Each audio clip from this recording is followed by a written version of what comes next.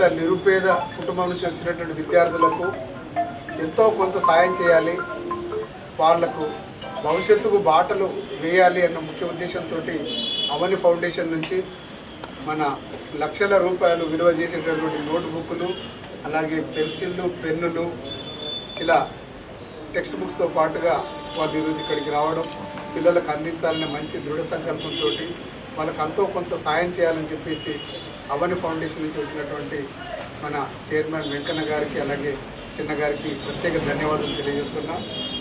మనం ఎంతో సంపాదిస్తున్నాం.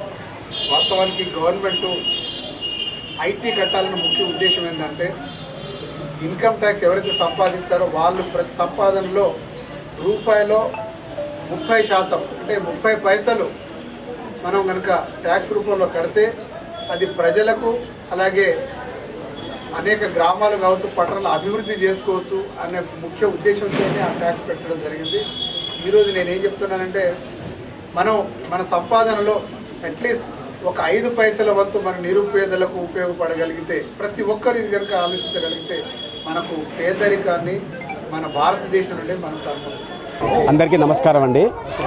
సో ఈరోజు మహబూబాబాద్ పట్టణంలో ఎంపీ యూపీఎస్ స్కూల్లో సో పేద విద్యార్థులు ఎవరైతే ఉన్నారో వారికి అవని ఫౌండేషన్ ద్వారా నోట్బుక్స్ మరియు పెన్సిళ్ళు అందజేయడం జరిగింది. సో ఈ అవని ఫౌండేషన్ ముఖ్య ఉద్దేశం ఏంటంటే, సో ఎవరైతే నిరుపేద కుటుంబం నుంచి వచ్చే పేద పిల్లలు ఎవరైతే ఉన్నారో వారికి అక్షరం కోసం కొంత సహాయం చేయాలని ఒక ఆలోచనతోటి ఈ అవని ఫౌండేషన్ని స్థాపించడం జరిగింది. ఈ అవని ఫౌండేషన్ స్థాపించి కూడా 2 సంవత్సరాలు కంప్లీట్ చేసుకున్నాము. 3వ సంవత్సరంలో అడుగుపెట్టాము.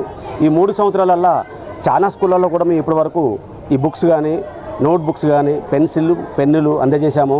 సో దాని విషయం మీదనే ఈరోజు మన మహబూబాబాద్లో కూడా ఇచ్చాము. సో దానికి గౌరవ అధ్యక్షులు మన శాసనసభ్యులు మురళీ నాయక్ గారు, ఎమ్మెల్యే గారు రావడం జరిగింది.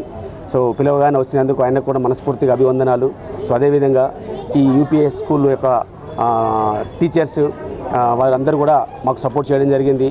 సో ఇంకా కూడా ఇంతకన్నా నిరుపేద విద్యార్థులు ఎక్కడ ఉన్నా కూడా వారికి సాయం చేయడానికి అవని ఫౌండేషన్ ఎప్పటికీ కూడా ముందుంటుందని మీ అందరి ముందు నేను మరొకసారి తెలుపుకుంటూ, వచ్చిన మీ అతిథులకు అందరికీ కూడా హృదయపూర్వక నమస్కారం తెలుపుకుంటూ జై హింద్, జై అవని అండి.